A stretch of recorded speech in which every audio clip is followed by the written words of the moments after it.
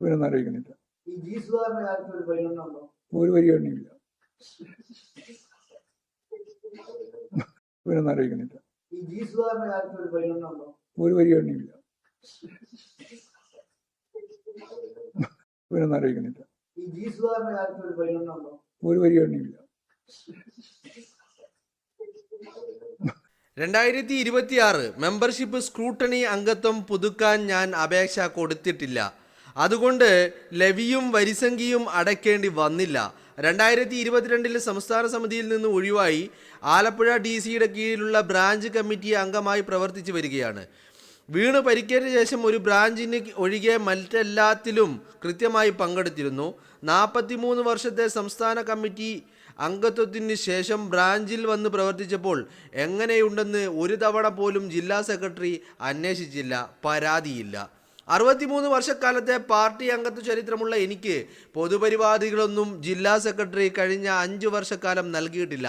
എന്തിനേറെ പറയുന്നു, അടിയന്തരാവസ്ഥയുടെ 50ാം വാർഷികം എൻ്റെ വീടിനടുത്തുള്ള EMS ഹാളിൽ വെച്ച് നടത്തിയപ്പോൾ അടിയന്തരാവസ്ഥയുടെ ആദ്യകാലത്ത് തന്നെ നിരോധനം ലംഘിച്ച് പ്രകടനം നടത്തി അറസ്റ്റും ജയിൽവാസവും ലോക്കപ്പ് മർദ്ദനവും BIR കേസ് ഉൾപ്പെടെ അനുഭവിച്ച് ജയിലിൽ ജീവിച്ചിരിക്കുന്ന ഒരേ ഒരാൾ ആയ എനിക്ക് ഒരു ക്ഷണക്കത്ത് പോലും നൽകിയില്ല. എൻ്റെ അച്ഛനെ വരെ ആക്ഷേപിച്ചു ഒരു LC മെമ്പർ പോസ്റ്റ് ഇട്ടു. അദ്ദേഹം ജില്ലാ കമ്മിറ്റി അംഗത്തിൻ്റെ ഉറ്റ ശിഷ്യനാണ്. ഇതെല്ലാം നേരിട്ട് കഴിഞ്ഞ 5 വർഷങ്ങളായി ഇവിടെ ഞാൻ പാർട്ടിയിൽ തുടരുകയാണ്. ഒരു പ്രലോഭനത്തിനും കീഴടങ്ങിയില്ല. അപ്പോഴാണ് പാർട്ടി സെക്രട്ടറിയുടെ അടുത്ത് സംസാരിക്കാൻ ചെന്ന തോട്ടപ്പള്ളിക്കാരനായ ഒരു സഖാവിനോട് ശരിയല്ലാത്ത തരത്തിൽ ജില്ലാ നേതൃത്വത്തിൽപ്പെട്ടയാൾ സംസാരിച്ചതായി അറിഞ്ഞത്.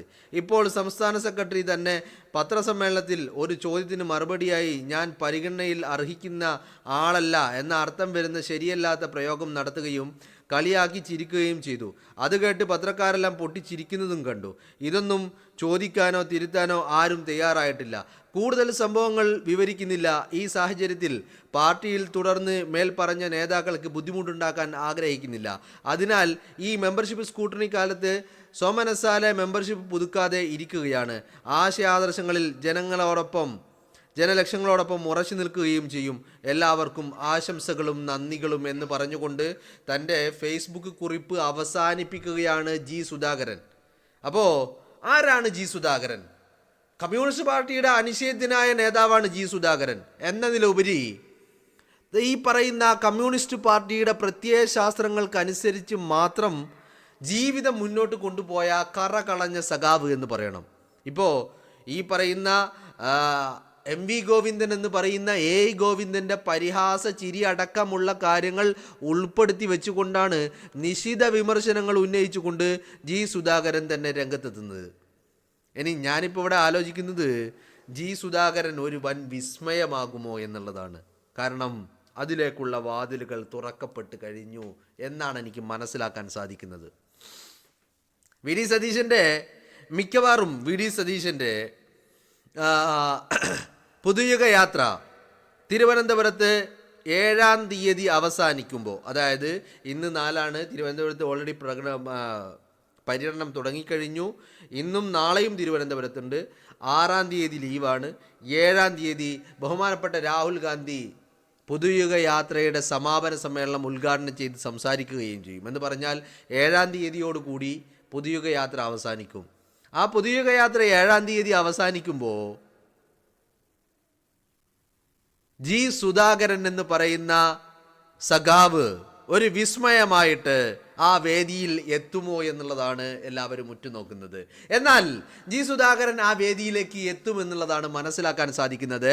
അതിൻ്റെ മുന്നോടിയാണ് ഈ ഫേസ്ബുക്ക് കുറിപ്പും ഈ പറയുന്ന മെമ്പർഷിപ്പ് ക്യാമ്പയിനിൽ ഉൾപ്പെടാതെ അത് സ്വീകരിക്കാതെ ഒഴിവായി നിൽക്കുന്നതും ലെവിയും അതുപോലെ വരിസംഖ്യയും അടക്കാതെ മാറി നിൽക്കുന്നതും അതിൻ്റെ അടിസ്ഥാനത്തിലാണ് എന്നുള്ളതാണ് മനസ്സിലാക്കാൻ സാധിക്കുന്നത്.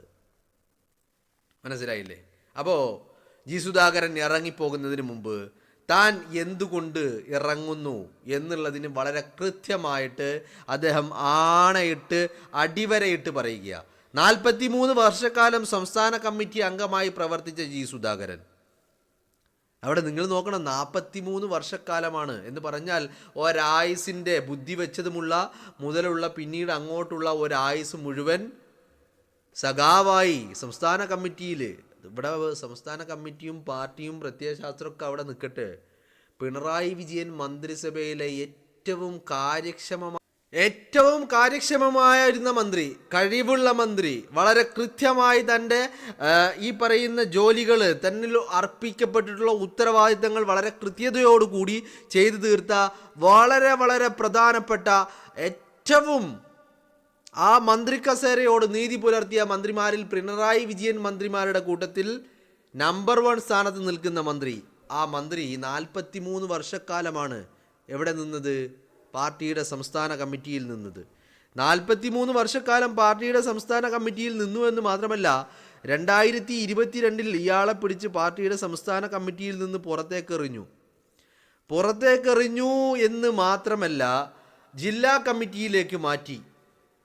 ജില്ലാ കമ്മിറ്റിയിൽ മാറ്റിയിട്ട് അവിടെ ഇയാൾക്ക് ഫുൾ അവഗണനകൾ മാത്രം.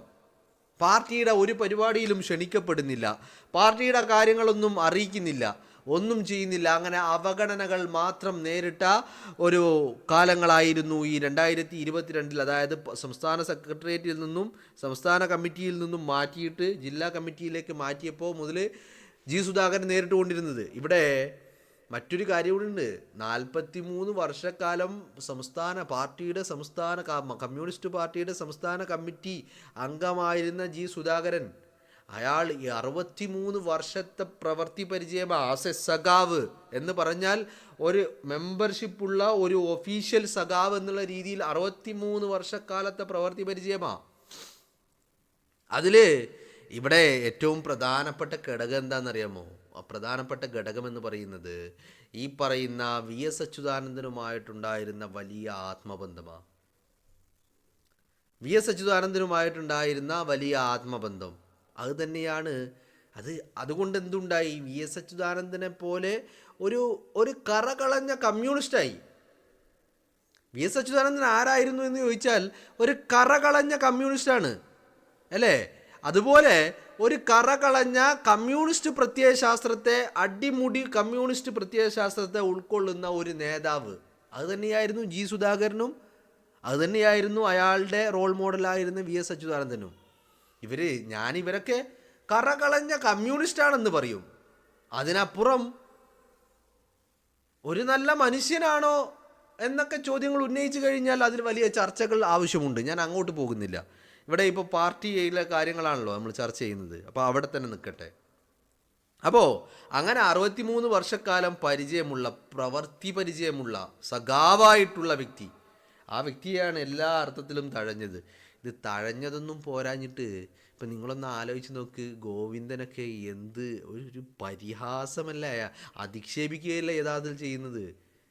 ജി സുധാകരനെ പരിഗണിക്കുന്നുണ്ടോ എന്ന് ചോദിക്കുമ്പോൾ അതിനൊരു മാന്യമായിട്ട് അതും ഒരു പാർട്ടിയുടെ സെക്രട്ടറി സ്ഥാനത്തിരിക്കുന്ന ഒരു വ്യക്തിയൊക്കെ സംസാരിക്കേണ്ട രീതിയും ഉപയോഗിക്കേണ്ട വാക്കുകളും അതിൻ്റെ മാനറിസമും ഒക്കെ വ്യത്യസ്തമല്ലേ?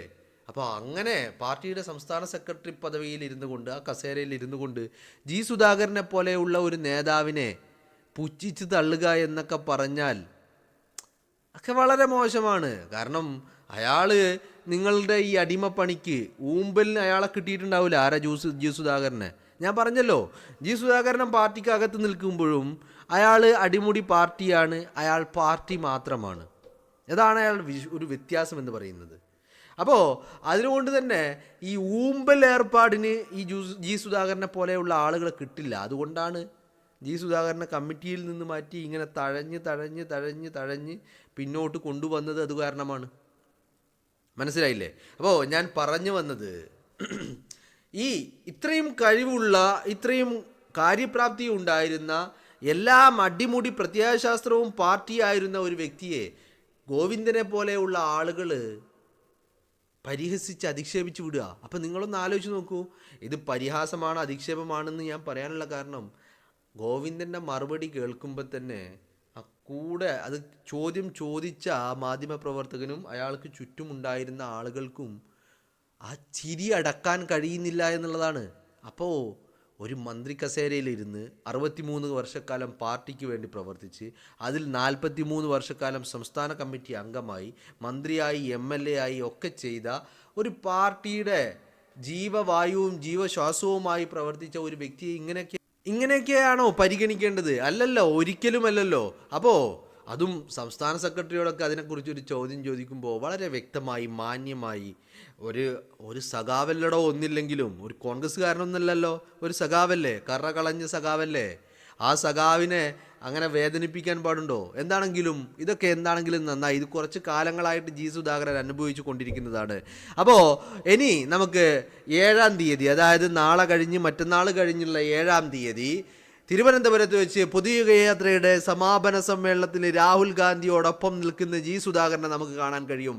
സതീശൻ പറഞ്ഞ വിസ്മയങ്ങളുടെ കൂട്ടത്തിലേക്ക് ഒരു പൊൻതൂവൽ എന്നൊക്കെ പറയുന്ന രീതിയിൽ സഖാക്കളെയും പിണറായി വിജയനെയും വെല്ലുവിളിച്ചുകൊണ്ട് ഈ പറയുന്ന പുത്തരിക്കണ്ടം മൈതാനത്ത് നടക്കുന്ന സമാപന സമ്മേളനത്തിലേക്ക് ജി സുധാകരൻ നടന്ന് കയറും എന്നുള്ളത് തന്നെയാണ് നമുക്ക് ലഭ്യമാകുന്ന വിവരങ്ങൾ എന്ന് പറയുന്നത്.